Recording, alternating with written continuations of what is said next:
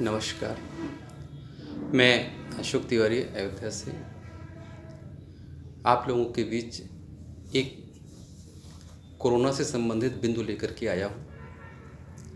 जैसा कि आजकल मैं देख रहा हूँ कि सभी लोग कोरोना से परेशान हैं और कोरोना इस कदर लोगों के दिमाग में छा गया है कि अगर वो समझ लें कि उनको अगर नेगेटिविटी या पॉजिटिविटी को लेकर के कि अगर वो पॉजिटिव हैं तो समझ लें आधे तो वहीं पे ख़त्म हो जाते हैं। आज कोरोना ने जो है कैंसर से भी बढ़कर रूप धारण कर लिया है। पहले लोग डरते थे कैंसर हो जाएगा, एड्स हो जाएगा, ये सब बीमारियाँ, कालरा था, चेचक था। लेकिन इधर मैं कुछ दिनों से देख रहा हूँ कि लगभग 2 वर्ष से ना तो किसी का कैंसर है, ना किसी का चेचक है, ना अन्य बीमारियाँ जो कि लोगों के द्वारा बताई जाती थी। और साथ ही साथ मैंने ये भी देखा कि दुर्घटना भी कम होती चली जा रही है। उसका मुख्य कारण तो ये है कि कोरोना नाम के शैतान ने सबके दिमाग में अपना स्थान बना लिया है। जहाँ तक मुझे लगता है कि कोरोना है बीमारी, मैं इसको इग्नोर नहीं करता हूँ, लेकिन कोरोना का जो वास्तविक ट्रीटमेंट है वो अभी किसी को नहीं मालूम पड़ा। जिसके लिए मैं आप लोगों को बताना चाहता हूँ कि कोरोना ठीक है, लोग कहते हैं वायुमंडल में भी है, हवा में है, मैं मानता हूँ, क्योंकि अगर आज कोरोना का कोई ट्रीटमेंट होता तो मैं देख रहा हूँ कि जो बड़े बड़े लोग, ऐसे लोग जिनके पास ना पैसे की कमी है, ना व्यवस्था की कमी है, ना संपर्क में आने वाले अच्छे अच्छे लोगों की कमी है, वो लोग भी संसार से चले जा रहे हैं। ऐसा क्या कारण है?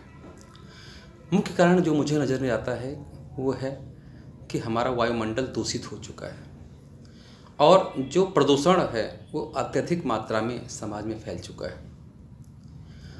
तो सबसे पहले मैं आप लोगों से थोड़े से बिंदुओं पे चर्चा करते हुए अनुरोध भी करूंगा कि यदि आप लोग हिंदू, मुस्लिम, सिख, ईसाई कोई भी हो, सबसे पहले तो मैं आपको बता दूं कि ये भारत में ही क्यों ऐसा हो रहा है।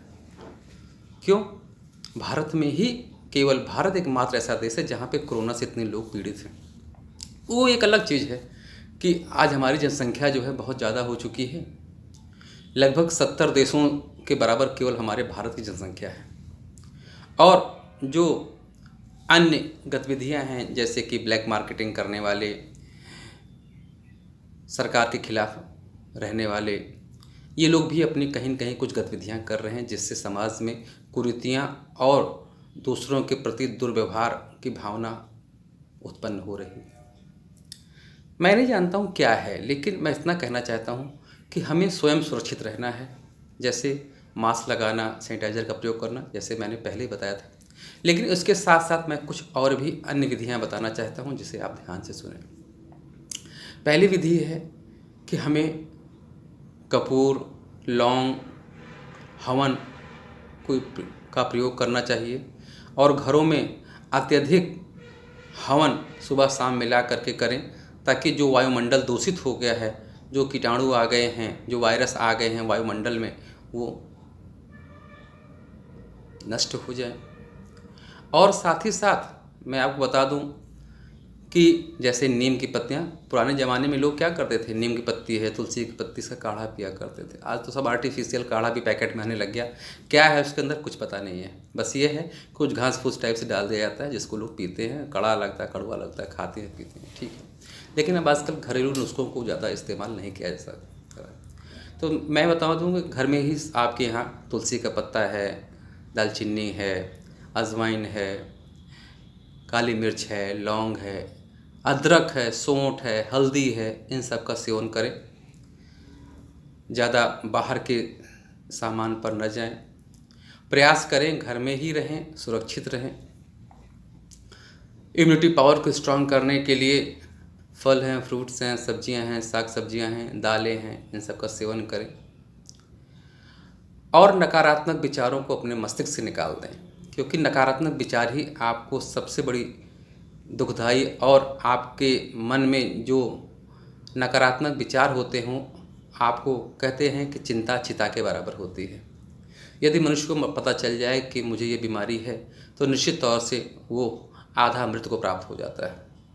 तो सबसे पहली चीज़ तो मैं बता दूं कि आप लोग अपने विचारों को स्वच्छ करें, सकारात्मक विचार लाएं, लोगों से भेंट मुलाकात कम से कम करें, क्योंकि जैसा बताया जा रहा है कि तीसरा वेग भी आने वाला है और तीसरा वेग बच्चों के ऊपर होगा। तो ये तो बहुत ही कष्टमय होगा, बहुत दुखदायी होगा।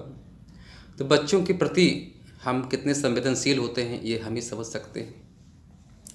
श्रीमान, मैं बताना चाहता हूँ कि ये तीसरा वेग ना ही आने पाए, इसके लिए थोड़े से उपाय हैं। जैसा कि बच्चों को बाहर ना निकलने दें, बुज़ुर्गों को बाहर ना निकलने दें, घर में ही रखें। लॉकडाउन का भी प्रयोग जैसा सरकार कर रही है, आप पर एक तरीके से वो भी एक्सपेरिमेंट कर रही है, तो उसका भी पालन करें। आवश्यकता पड़ने पे घर से बाहर निकलें और पूजा पाठ, हवन, कर्मकांड, और साथ ही साथ मैं कहना चाहूँगा कि सुबह शाम अगर हो सके तो कपूर और लौंग की आरती पूरे घर में करें, उसका धुआं सुलगाएं।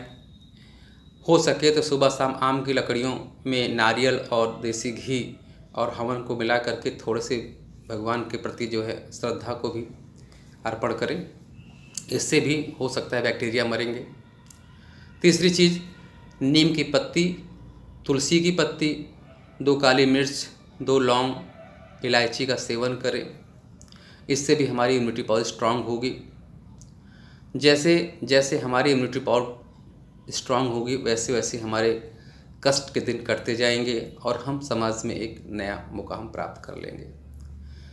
सभी देशवासियों से निवेदन है कि किसी के भी प्रति, चाहे वो आपका पड़ोसी हो, चाहे आपका पार्षद हो, चाहे आपका विधायक हो, सांसद हो, सरकार हो, नकारात्मक विचारों को छोड़ करके सकारात्मक विचारों पर ध्यान दें। साथ ही साथ अपने विचारों में किसी के प्रति द्वेष भावना को ना उत्पन्न होने दें। समाज में बहुत से कुरीतियाँ फैल चुकी हैं और कोरोना नाम के इस भयंकर नाग को यहीं पर मरने के लिए छोड़ दिया जाए। आगे चूँकि तीसरी वेव में कहते हैं कि परिवार का कोई न बचेगा, जैसा कि वैज्ञानिक लोग शोध भी कर रहे हैं। और मुझे बड़ा अफसोस ये होता है कि ये केवल भारत में ही क्यों है, अन्य देशों में क्यों नहीं फैल रहा है। इसका भी कारण आप समझ सकते हैं कि बहुत से देश ऐसे भी हैं जो भारत को बढ़ता देख नहीं सकते हैं।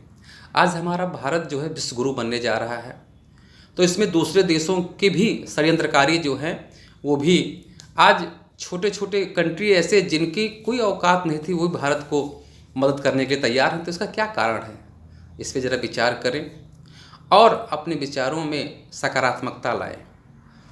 धन्यवाद। इसी के साथ मैं आपसे विदा लेता हूँ।